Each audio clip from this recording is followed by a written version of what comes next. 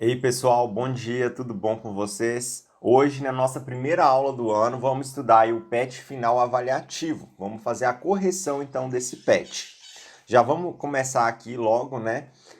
O primeiro exemplo que nós temos, a primeira atividade, é a seguinte: considere todos os números de três algarismos distintos que podem ser formados permutando-se os dígitos 1, 2 e 3. Qual é a probabilidade de, escolhendo um desses números ao acaso, ele ser par, ímpar, múltiplo de 3 e maior do que 200? Como que a gente vai determinar isso aqui então? Primeiro passo, por mais que seja aqui um exercício de probabilidade, né, envolvendo probabilidade, nós temos que aplicar uma ideia, né, uma noção do princípio fundamental da contagem, porque nós temos que permutar os três dígitos. Então, para a gente poder permutar os três dígitos, eu posso aplicar também a ideia de permutação ou o princípio fundamental da contagem aqui, não tem problema, para determinar realmente a quantidade de números que nós vamos ter. Esses números, né, sendo os números formados pelos dígitos 1, 2 e 3. Então, nós temos aqui, olha, se eu quero um número de 3 algarismos, eu vou colocar 3 risquinhos aqui, né, representando 3 casinhas para eles aí.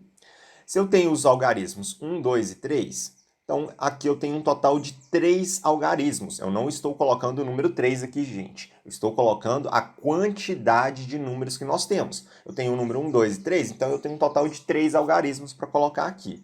Se eu já utilizei um desses algarismos aqui, eu quero, então, eu quero não, né? Sobram somente dois outros algarismos aqui, já que o exercício quer que sejam distintos, ou seja, algarismos diferentes. Então, o número que eu usei lá na primeira casinha, eu não posso repetir ele na segunda casinha e, consequentemente, na terceira casinha também. Logo, então, nós temos que na terceira casinha, o número que nós temos é o número 1.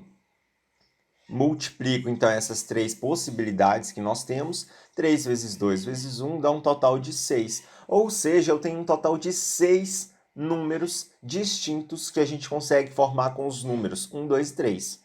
Mas aí tá. Para eu determinar a probabilidade, agora eu tenho que saber quais desses números são pares, quais desses números vão ser ímpares, para realmente começar a determinar o evento. Essa quantidade de 6 números aqui, ela é, como eu estou falando de probabilidade, ela é o meu espaço amostral, porque são todos os números que nós temos, ou seja, aquela quantidade realmente total, todas as nossas possibilidades. Vamos listar? Como são só 6 valores, é fácil de listar. E eu vou utilizar os números 1, 2 e 3. Eu vou listar, então, eu vou identificar, né, quais são esses 6 números que nós temos.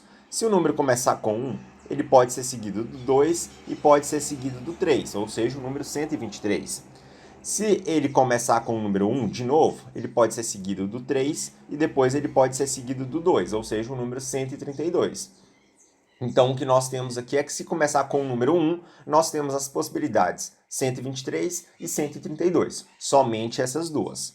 Se o número começar com 2, nós temos as possibilidades 2, 3, 1 ou 2, 1, 3, né? Então, são os números 231 ou 213. E ainda o número pode começar com o número 3. Se começar com o número 3, ele pode ser seguido do 1 e do 2. E depois ele pode ser ainda seguido do 3, 2, 1. Então, nós temos essas 6 possibilidades aqui de escolha desses números. Agora nós temos que começar a determinar os nossos eventos. Quais são esses eventos? São os eventos em que a gente vai denominar os números pares, denominar os números ímpares, denominar os números múltiplos de 3 e os números maiores que 200.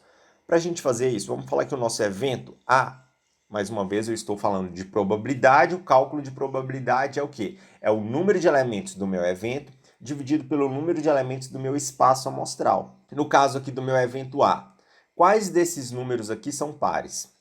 Nós temos o número 132 e nós temos o número 312. Somente esses dois números. Ou seja, a quantidade de elementos do meu evento A, ou seja, o número de elementos do meu evento A, ele é igual a 2, porque eu só tenho dois números, só o 132 e o 312, que são realmente números pares nesse caso aí. O que eu vou fazer aqui agora, então, é calcular a probabilidade do meu evento A acontecer. E como que eu calculo essa probabilidade? De novo, é a quantidade de elementos do meu evento A ou seja, eu tenho 2 elementos ali, dividido pela quantidade de elementos do meu espaço amostral. Nós não conseguimos encontrar 6 números ali, então é 2 dividido por 6. Simplificando aqui por 2, nós vamos chegar no valor 1/3. 1/3, né, essa fração a gente consegue dividir. Fazendo a divisão aqui, ó, 1 dividido por 3, nós vamos chegar no valor de 0,33. Multiplicando isso aí por 100, transformando em porcentagem, nós temos então como resultado de 33,3%, algo aproximado aí nesse valor. Então a probabilidade ela pode ser representada em forma de fração ou em forma ainda de porcentagem. A gente resolveu então a questão A. A questão B, para determinar o número ímpar. Deixa eu trocar aqui a cor. Primeiro, então, vamos falar do nosso evento B, né? A alternativa B, letra B. Vamos chamar de evento B também para identificar mais fácil. Quais desses valores, então, que são ímpares? É o 123, é o 231, é o 213 e o 321. Olha, é algo meio lógico, né? Se eu tenho 6 números, desses 6 números, 2 são pares, os outros 4, então, eles têm que ser ímpares, né? É algo lógico isso aí. Então, nós já temos aqui a probabilidade, então, do nosso evento B é igual ao quê? Ao número de elementos do meu evento B, que é 4, dividido pelo número de elementos do meu espaço amostral, que é 6. Simplificando isso aqui por 2, nós vamos ter a fração 2/3.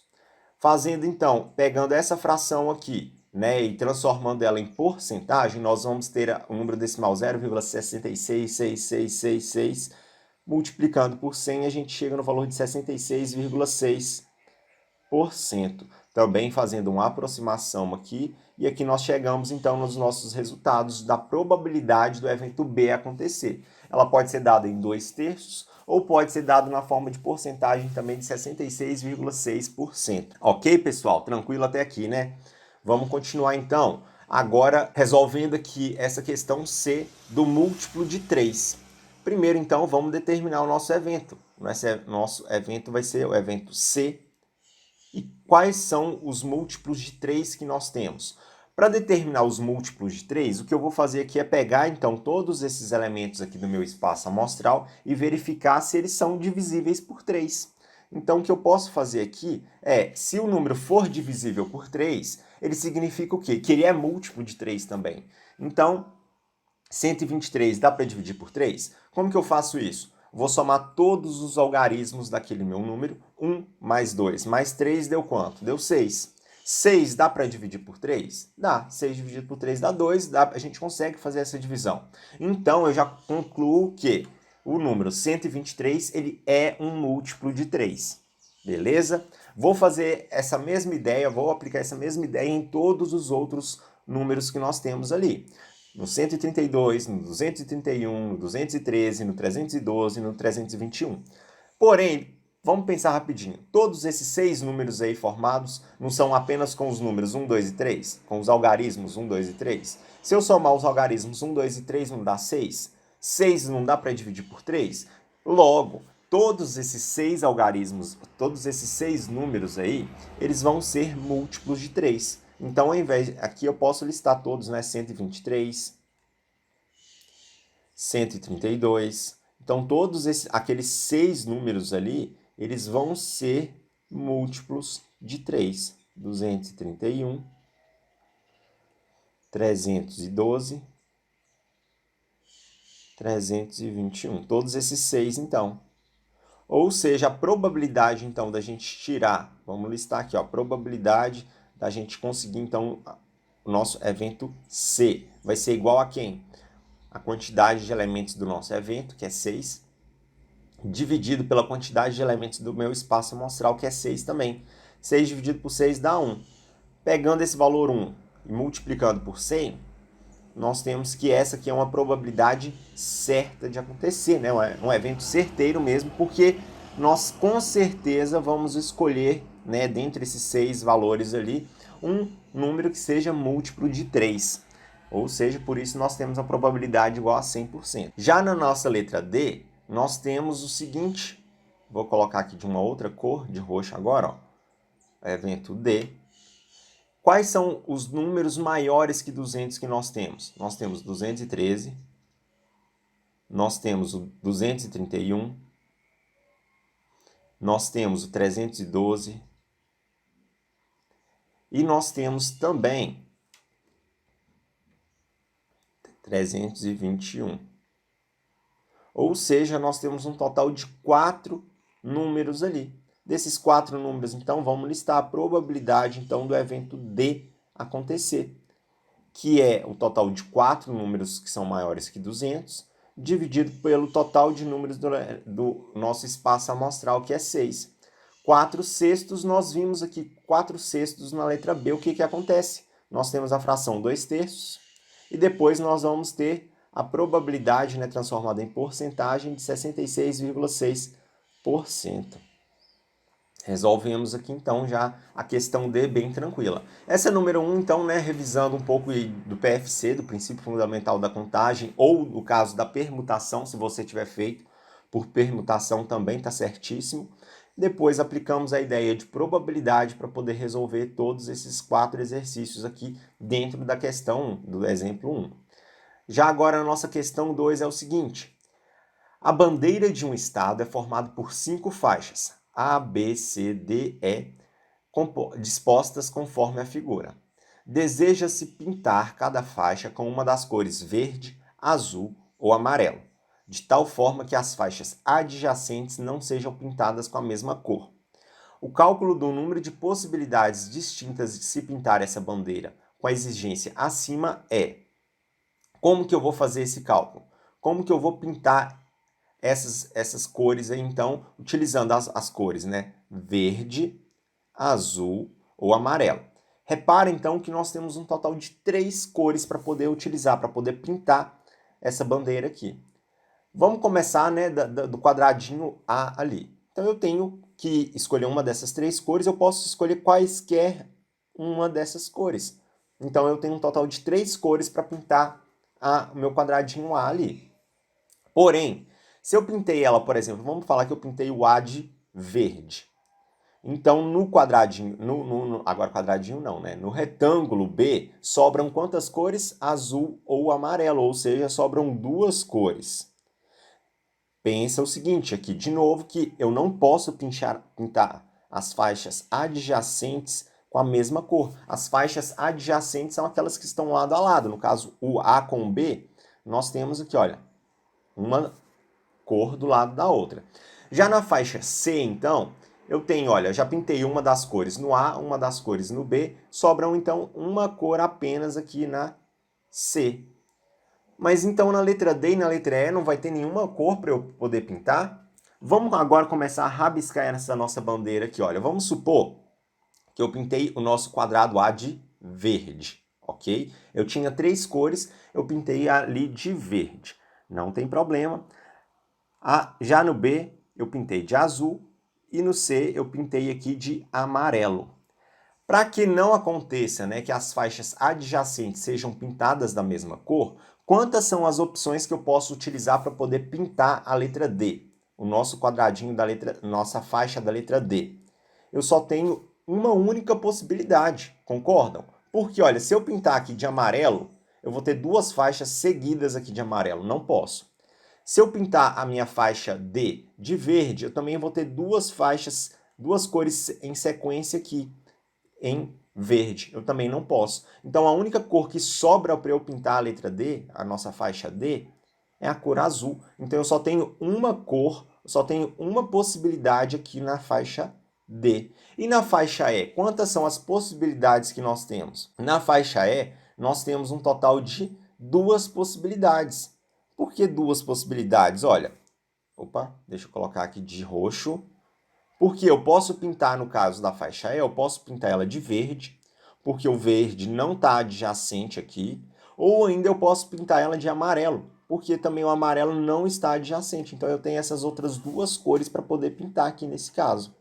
Então, se eu já defini ali a quantidade de cores que nós conseguimos utilizar para poder pintar aquela questão ali, então a nossa alternativa final é a seguinte, olha, eu tenho 3 cores para poder pintar o meu quadradinho A, Eu vou multiplicar aqui com duas cores que eu utilizo para pintar minha faixa B, multiplicando aqui de novo uma cor para pintar a faixa C, multiplicando de novo uma cor para pintar a faixa D e multiplicando de novo duas cores para pintar a faixa E. Seguindo essa sequência, nós temos então que é a alternativa B, a nossa opção correta. Belezinha? Foi bem tranquila essa aqui, né? Utilizando mesmo essa noção aí do princípio fundamental da contagem, do princípio multiplicativo, para a gente poder resolver essa nossa questão aí. Na questão 3 é a seguinte, são dados 4 números, x, y, 4, 6, nessa ordem. Ou seja, quando eu utilizo esse termo, né, nessa ordem, significa que é do menor para o maior, nesse sentido aqui. Sabendo que os 3 primeiros estão em PA e os 3 últimos estão em PG, determine x e y. Olha, então nós temos aqui que os 3 primeiros números, x, y e 4, eles representam, não estão representando a ordem de uma PA. Já os valores y, 4 e 6 estão representando, então, valores de uma PG. Como que eu vou resolver, então, essa questão para poder determinar os valores de x e de y se eu tenho PA e PG numa mesma questão? O que eu posso utilizar para poder resolver essa questão aqui? Olha, vamos pensar o seguinte. Eu sei que tanto na PA quanto na PG nós temos uma razão. Porém, a razão da PA a gente sempre vai somar ou vai subtrair. Como eu sei que essa daqui, né, vai ser uma PA crescente, então nesse caso aqui eu tenho que somar algum valor ali. Beleza, então aqui a nossa razão eu já sei que é um valor positivo. No caso da PG, ela tem que ser também um valor positivo, porque olha, repare que o 4 e o 6 eles são dois valores positivos. Logo, o y também tem que ser um valor positivo. Mas aí tá, no caso da PG eu só posso multiplicar. Mas de 4 para 6 eu multipliquei por quanto? Peguei 4 e multipliquei por qual número para dar o valor 6? Como que eu aplico essa ideia aqui? Olha, vamos pegar no caso a PG primeiro, porque a PG eu só tenho um valor para poder descobrir, que é o valor y. Depois a gente volta lá na PA. No caso da PG, se eu pegar, olha, aqui é meu primeiro termo, né, o y, que é o A1. O 4 é meu segundo termo. O 6 é meu terceiro termo. Então, vou representar, no caso da PG, por esses três valores, A1, A2, A3, com os valores de y, 4 e 6, respectivamente. Se eu tenho aqui, olha, que o A3, se eu pegar o meu terceiro termo e dividir pelo meu segundo termo, eu vou ter a razão dessa PG. Da mesma forma que, se eu pegar o meu segundo termo e dividir pelo primeiro termo, eu vou ter o quê? A razão também dessa minha PG. Repara que a razão, nos dois casos, elas não são iguais. Então, o que eu posso fazer aqui nesse caso é pegar meu A3 e dividir ele por A2. E colocar aqui, sendo o A2, dividido pelo A1. Porque nos dois casos aqui, nós vamos ter o quê? Vamos originar, né? A gente vai chegar no resultado aqui de uma razão. Então, seu A3 é 6.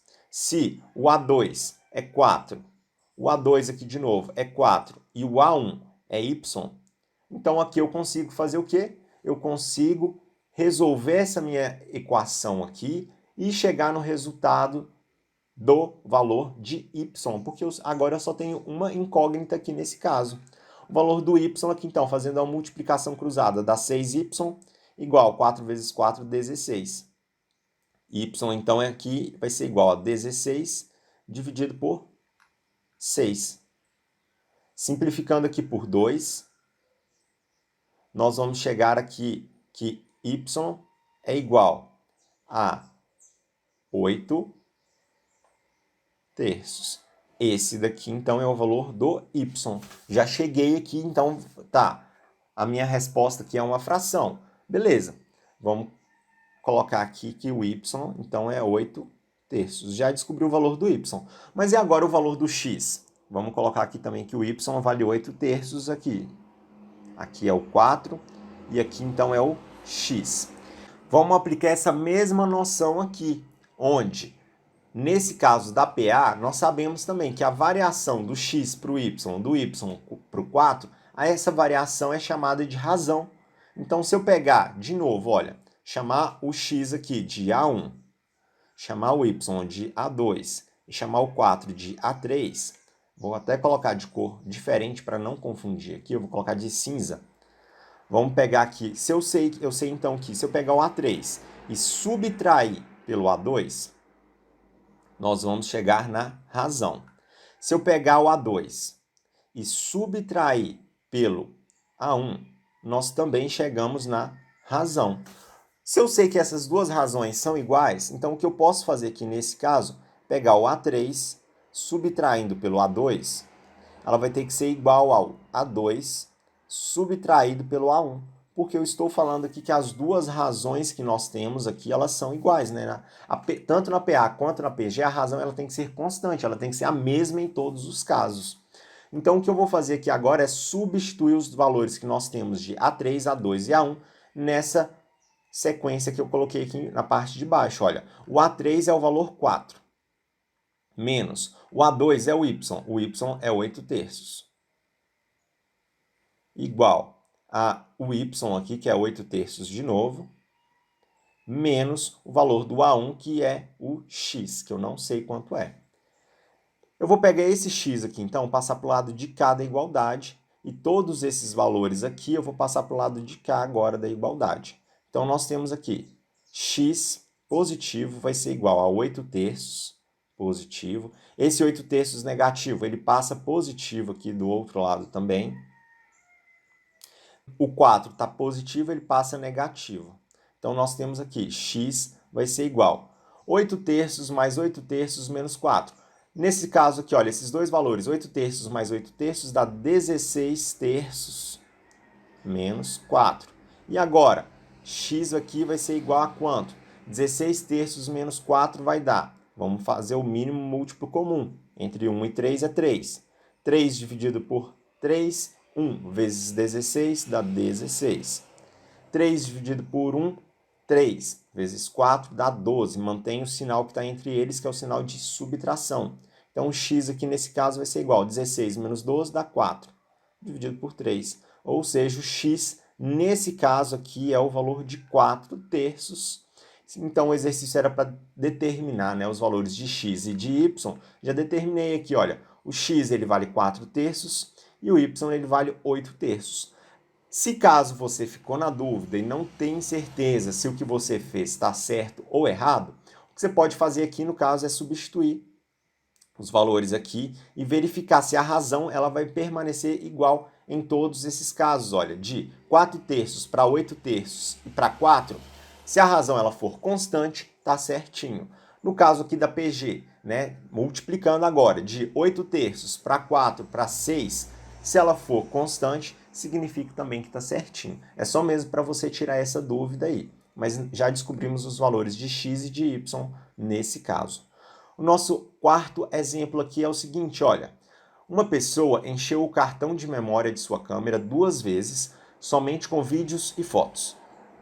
Na primeira vez, conseguiu armazenar 10 minutos de vídeo e 190 fotos. Vamos só colocar aqui já então de lado os nossos valores aqui já que o exercício está dando. Olha, 10 minutos de vídeo, vou colocar 10 minutos e 190 fotos.